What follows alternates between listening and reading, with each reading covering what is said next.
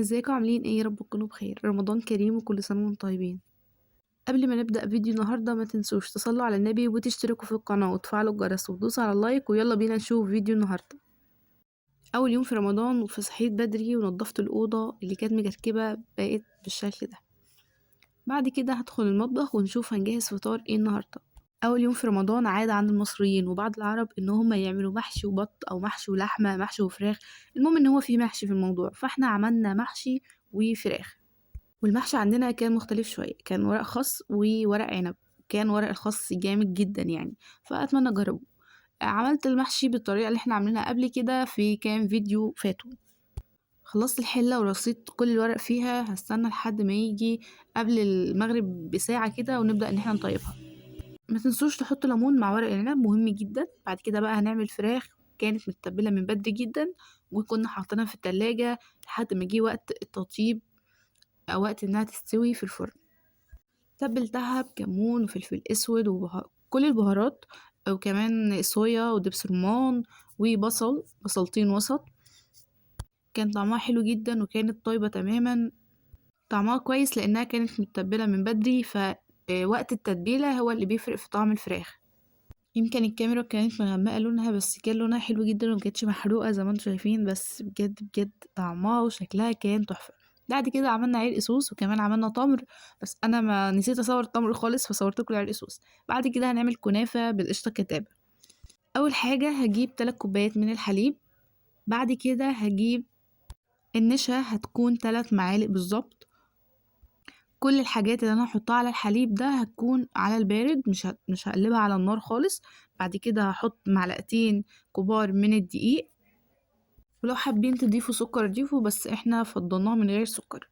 بعد كده بقى هنقلب كل الحاجات دي كده على البارد بعد ما تتقلب كويس جدا، لان النشا بتبقى تحت مكتلة، فاحنا نقلبها كويس ونتأكد انها ما فيهاش اي تكتلات. بعد كده نحطها على النار ويكون نار هادية، ونبدأ ان احنا نقلب تقليب مستمر عشان ما تكتلش مننا. لو حابين تضيفوا كريم شانتيه يكون معلقتين، احنا ضفنا معلقتين، ولو مش متوفر عادي تماما. بعد كده بقى هنبدأ نقلب كويس جدا لحد ما نوصل لقوام مطلوب. هي واحدة واحدة هتتقل معاكي وهتبقى بالشكل اللي احنا هنشوفه في الآخر.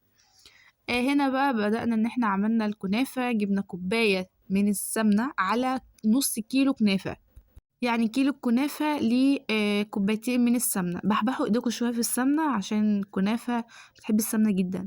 بعد كده بقى لو متوفر عندكوا قشطة ضيفوا، او وش لبن. هنضيف بقى حوالي معلقة صغيرة ما يكملش معلقة اصلا من الفانيليا الخام، او باكت فانيليا باودر.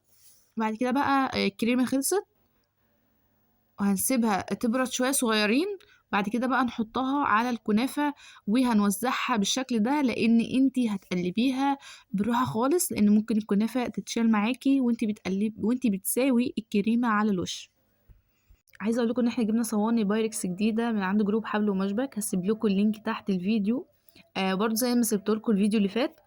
ادخلوا الجروب بجد هتلاقوا حاجات حلوه جدا وباسعار عمركم ما تتوقعوها، وكلها حاجات اصليه جدا، فمش هتلاقوا اي حاجه تقليد. وكفايه المعامله وكمان الاسعار. بعد كده هنحط الطبقه التانية من الكنافه ونسيح سمنه ونضيفها على الوش بالطريقه دي. كده عملنا صينيتين من الكنافه من نفس النوع. يا دوب كانت لسه طالعه من الفرن كده، كانت بتغلي هناك اهي، وحطينا عليها السيرب كان دافي. عملنا اول نوع من الكنافه، وكمان لسه في انواع كتيره جدا هتتعمل، ولسه كمان القطايف وحلويات كتيره جدا هنعملها باذن الله. ده فطار اول يوم في رمضان. هنزل لكم الفطار مع السحور يوميا باذن الله. كمان في فيديوهات كتيره قوي انا لسه ما نزلتهاش وهحاول ان انا انزلها معاكم. آه، حاولوا تعملوا الفطار على قد اول يوم، لان ما يبقاش تبذير وكده والاكل يفيد لتاني يوم. فلو فضل تاني يوم عادي تمام، احنا بناكل تاني يوم عادي. فلكن يفضل ان هو يوم بيوم. احنا كنا عاملين على قد 3 افراد بس، فالحمد لله يا دوب بالظبط كل حاجه كفت. ده فيديو النهارده، وان شاء الله ان شاء الله تاني يوم رمضان انزل لكم فيديو. مش هيبقى بعد الفطار على ما منتج وعلى ما اظبط الدنيا، هيكون بعد التراويح باذن الله. ما تنسوش بقى تعملوا لايك واشتراك في القناه وتفعلوا لنا الجرس عشان يوصلوك كل الفيديوهات اللي انا بنزلها جديد، لان الشهر ده كله فيديوهات. واشوفكم في فيديو جديد في رعايه الله، وكل سنه وانتم طيبين ورمضان كريم.